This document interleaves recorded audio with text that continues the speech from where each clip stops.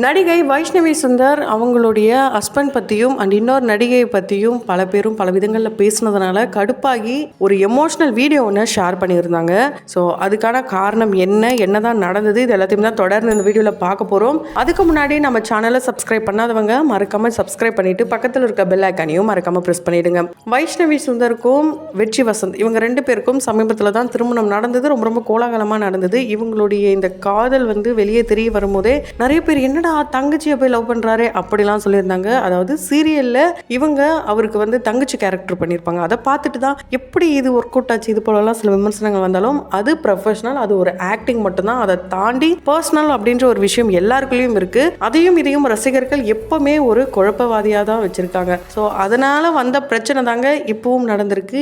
ஏன்னா இவங்களுடைய திருமணத்தப்போ வைஷ்ணவிக்கும் வெற்றிக்கும் சம்மந்தமே இல்லை. இவங்க ரெண்டு பேரும் சிஸ்டர்ஸ் மாதிரி தான் இருக்காங்க, பிரதர்ஸ் மாதிரி தான் இருக்காங்க. எதுக்காக இவங்க ரெண்டு பேரும் மேரேஜ் பண்ணணும், மீனா முத்து தானே மேரேஜ் பண்ணணும், இது போலலாம் சில விமர்சனங்கள் வந்தது. அது பார்க்கறதுக்கு சிறகடிக்க ஆசை சீரியலுடைய ரசிகர்களுக்கு ஒரு ஏமாற்றமா இருந்தாலும் அது ரீல், இதுதாங்க ரியல். அதை புரிஞ்சுக்க ஆரம்பிக்கணும். ஏன்னா சீரியல் பிரியர்கள் இப்போ எப்படி இருக்காங்கன்னா, சீரியல்ல ஒன்னா சேர்ந்து நடிக்கிறவங்களாம் திருமணம் பண்றதுனால இவங்க ரெண்டு பேரும் கூட திருமணம் பண்ணா நல்லா இருக்கும் அப்படின்ற ஒரு கற்பனையிலேயே இருந்திருக்காங்க. அதனால வந்த குழப்பம் தான் இது. ஏன்னா வைஷ்ணவி வெற்றி இவங்க ரெண்டு பேரும் மேரேஜுக்கு அப்புறம் எங்க போனாலும் எந்த அவார்ட் ஃபங்க்ஷன் போனாலுமே ஒன்னா தான் போறாங்க. அது வெற்றி வசந்துக்கு முத்துக்கும் மீனாக்கும் அவங்க ரெண்டு பேரும் சேர்ந்து அந்த கியூட்டான பேர் நல்லா இருக்குன்னு அவார்டு வாங்க போகும்போது கூட ஹஸ்பண்ட் அண்ட் ஒய்ஃப், ரியலான ஹஸ்பண்ட் அண்ட் ஒய்ஃபா தான் போயிருந்தாங்களே தாண்டி எதுக்காக மீனா கூட இவர் போவே மாட்டாரு, எதுக்காக மீனாவை இவர் அவாய்ட் பண்றாரு, இது எல்லாத்துக்கும் காரணம் அவங்களுடைய ஒய்ஃப் தான். அவங்க ஒய்ஃபை ப்ரமோட் பண்ணணுன்றதுக்காக ஒரு ரியல் டேலண்ட்டை எதுக்காக இப்படிலாம் பண்ணணும்ட்டு வெற்றியோட ரசிகர்களே இப்படி தவறான சில விமர்சனங்கள் கருத்துக்களை பதிவிட்டு வந்திருக்காங்க. இதெல்லாம் பார்த்துட்டு ஏன் இப்படிலாம் பண்றீங்க, எதுக்காக பண்றீங்க, அவங்கவுங்களுக்கு திறமை இருக்கு, அவங்க லைஃப்ல முன்னேறி வருவாங்க. நான் ஒருத்தவங்களை ப்ரொமோட் பண்ண எந்த அவசியமும் கிடையாதுன்ட்டு முத்து என்கிற வெற்றி வசந்த் சொல்லியிருந்தாரு. யாரு என்ன சொன்னாலும் அவங்க போடுற அந்த ஒரு போஸ்டை எடுத்து அதை தனியா கிரியேட் பண்ணி ஏன் இதெல்லாம் பண்றாங்க, இப்படி பண்றாங்க, இது எல்லாத்துக்கும் காரணம் வைஷ்ணவி தான், இப்படி என்ன பண்ணாலும் யார் என்ன பண்ணாலும், அதாவது முத்து மீனா சைட்ல இருந்து யார் என்ன பண்ணாலுமே அதுக்கு காரணம் வெற்றியோடைய ஒரு ரியல் ஒய்ஃபான வைஷ்ணவி தான் அப்படிலாம் சில விமர்சனம் வந்தது. இதெல்லாம் பார்த்துட்டு வைஷ்ணவி ரொம்பவே அப்செட் ஆகியிருக்காங்க. அவங்க என்ன பண்ணியிருக்காங்க, போஸ்டா போட்டாலும் அது அந்த அளவுக்கு ரீச் ஆகலன்னு தான் சொல்ல முடியும். இப்போ இவங்க போட்டிருந்த இந்த வீடியோ தான் ரொம்ப ரொம்ப வைரல். ஆமாங்க, அதில் அவங்க சொல்லும் போது கூட எதுக்காக எல்லாரும் இப்படி இருக்கீங்க, ஃபேன்ஸாக இருக்கீங்கன்னா சந்தோஷம், அவங்கள ஃபேம் பண்ணுங்க, அவங்கள என்கரேஜ் பண்ணுங்க, அடுத்த லெவலுக்கு கொண்டு போங்க, அவங்களுடைய ப்ராஜெக்ட்ஸ்க்கு நீங்கள் சப்போர்ட் பண்ணுங்க. அதை விட்டுட்டு எதுக்காக ஒருத்தவங்களை டீஃபேம் பண்றீங்க, அது உங்களுக்கு பிடிக்குதோ இல்லையோ, ஒருத்தவங்களை பிடிக்குதுன்றதுக்காக இன்னொரு நடிகையோ இல்லை நடிகரையோ ஏன் தப்பா பேசுறீங்க, அவரு என்னுடைய கணவர், கண்டிப்பா நான் எல்லா இடத்துலையும் விட்டு கொடுக்கணும்னு அவசியம் கிடையாது. ஒரு பெண்ணாவும் ஒரு மனைவியாவும் நான் பார்க்கும் போது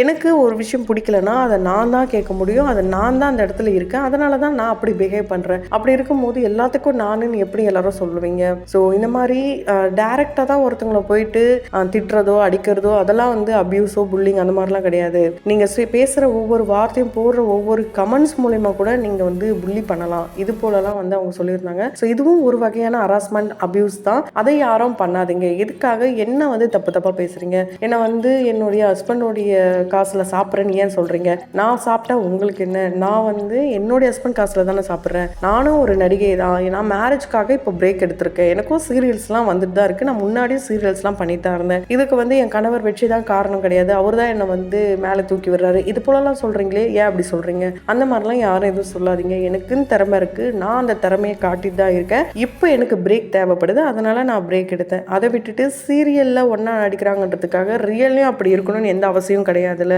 இப்படி யாரும் யாரை பற்றியும் தப்பா பேசாதீங்கன்ட்டு ரொம்ப எமோஷ்னலா பேசி இவங்க ஒரு வீடியோ ஒன்று போஸ்ட் பண்ணியிருந்தாங்க. அதை பார்க்கும் போது அட என்னடா இந்த பிள்ளை இவ்வளோ டார்ச்சர் பண்றாங்க. ஏன்னா கல்யாணம் ஆன ஆரம்பத்துல இருந்தே இப்போ வரைக்கும் உங்க பேர் செட் ஆகல இப்படின்னே நெகட்டிவா பேசுற நிறைய பேர் இருக்காங்க. ஸோ உண்மையை சொல்லணும் அப்படின்னா இங்க பெரும்பான்மையா நிறைய ஆக்டர் அண்ட் ஆக்ட்ரஸ் நெகட்டிவிட்டியை நாங்கள் இக்னோர் பண்ணுறோம் அப்படின்னு சொன்னாலும் அது அவங்கள பர்சனலாக அஃபெக்ட் பண்ண தான் செய்யுது. அதை தான் இவங்க உள்ளே வச்சுக்க முடியாமல் வெளியே சொல்லியிருக்காங்க. ஸோ இவங்களும் ஒரு பெண் தான், என்னதான் ஆக்டர் ஆக்ட்ரஸாக இருந்தாலும் அவங்களும் ஒரு மனுஷங்க தான் அப்படின்றத ஃபஸ்ட்டு புரிஞ்சுக்கணும். யாரை வேணாலும் எப்படி வேணாலும் பேசலாம் அப்படின்றது இப்போ இருக்கிற சொசைட்டியில் ரொம்ப ஈஸியாக போயிடுச்சு. அதனால தான் அது கமெண்ட்ஸ் மூஞ்சே தெரியல கமெண்ட்ஸ் பண்ணி விடுவோம் அப்படின்ட்டு என்னென்னவோ கமெண்ட் பண்ணுறாங்க. அது மிகப்பெரிய தப்பு. ஸோ ஃபியூச்சர் ஃப்யூச்சர் அப்படின்ற ஒரு விஷயம் இருக்குது, பர்சனல் அப்படின்ற ஒரு விஷயம் இருக்குது, ப்ரொஃபஷனல் அப்படின்ற ஒரு விஷயம் இருக்குது. இது எல்லாத்தையும் பார்க்குற ஆடியன்ஸ் ஒன்றா போட்டு குழப்பிக்கிறாங்க. அதை நம்ம மேலே தான் மிஸ்டேக், பார்க்குற நம்ம மேலே தான் மிஸ்டேக், அவங்க மேலே கிடையாது.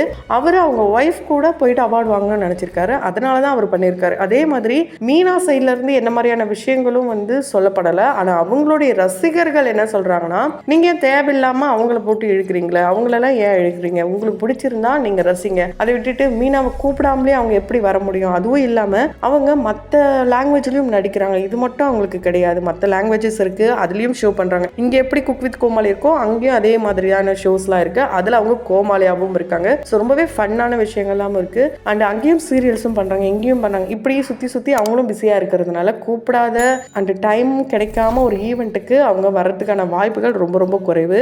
ஸோ இதை வச்சுக்கிட்டு ஒருத்தவங்களுடைய பர்சனல் லைஃப்பை வந்து இந்த அளவுக்கு மோசமாக வந்து பேசுறது ரொம்ப ரொம்ப தப்பு அப்படிலாம் வந்து சில பேர் கமெண்ட் பண்ணுறாங்க. அது 100% உண்மைதான். ஏன்னா அவங்கள வந்து கூப்பிட்டுருக்கலாம், இல்லை கூப்பிடாமலையும் இருக்கலாம், அவங்க அங்கே பிஸியாக இருக்காங்க. ஸோ ஒரு ஈவெண்ட் எந்த அளவுக்கு முக்கியம் இல்லைன்றது அவங்களுக்கு தான் தெரியும். அவங்க யார் கூட போகணும், யார் கூட அவார்டு வாங்கணும், யார் கையில் வாங்கணும், இது போல் அவங்களுக்கும் ஒரு ஆசை கனவு எல்லாமே இருக்கும். ஸோ மீனாவாக இருக்கிறவங்க ஆல்ரெடி ஃபேமஸ் ஆனவங்க, அதே மாதிரி வெற்றியா முத்துவாக இருக்கிறவங்களும் ஆல்ரெடி ஃபேமஸ் ஆனவங்க, வைஷ்ணவியும் ஆல்ரெடி ஃபேமஸ் ஆனவங்க தான். இப்படி எல்லாருமே ஃபேமஸ் ஆனவங்க தான். ஆனால் ஒருத்தவங்களுடைய வளர்ச்சிக்காக இன்னொருத்தவங்கள மட்டன் தட்டி பேசுறது ரொம்ப தப்பு. அது இவங்களுடைய கேஸில் மட்டும் இல்லை, ரீசெண்ட் டைமில் நிறைய பிரபலங்களை வந்து சேர்த்து ஆன் ஸ்க்ரீனில் பார்த்துட்டு ரியல் லைஃப்பில் எதுக்காக இவங்கள மேரேஜ் பண்ணுறாங்க, அவங்க தான் நல்லா இருக்காங்க, இப்படி அவங்களுடைய பர்சனல் லைஃப்குள்ளேயே போயிட்டு கமெண்ட் பண்ணுறது, இதெல்லாம் மிகப்பெரிய தவறான விஷயம். ஸோ அவங்க ஒரு பப்ளிக் ஃபிகராக இருக்காங்கன்னும் போது அவங்களுடைய ப்ரொஃபஷனலை மட்டும்தான் நம்ம வந்து விமர்சனங்கள் பண்ணணும். அதை விட்டுட்டு பர்சனலாக அவங்க செய்கிற விஷயங்களை வந்து கமெண்ட் பண்ணவே கூடாது.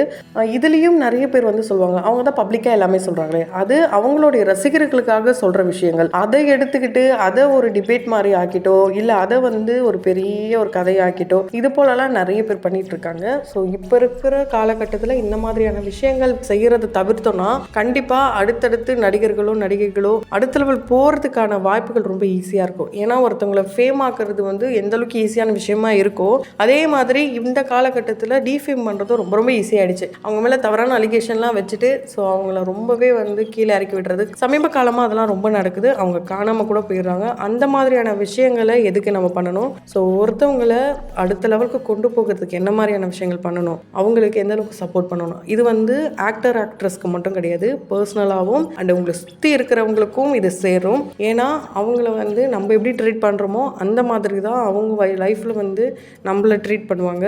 அதனால் யாரையும் தப்பாக பேசாதீங்க, டீஃபேம் பண்ணாதீங்க. அதுவும் தெரியாத விஷயத்த நீங்களே கதை கட்டி அதை இன்னொருத்தவங்க கிட்ட சொல்கிறதுலாம் மிகப்பெரிய பாவ செயல் தான். இதுவும் ஒரு வகையில் பாவம் தான். ஸோ கர்மா இஸ் பூமராங் சொல்லுவாங்க.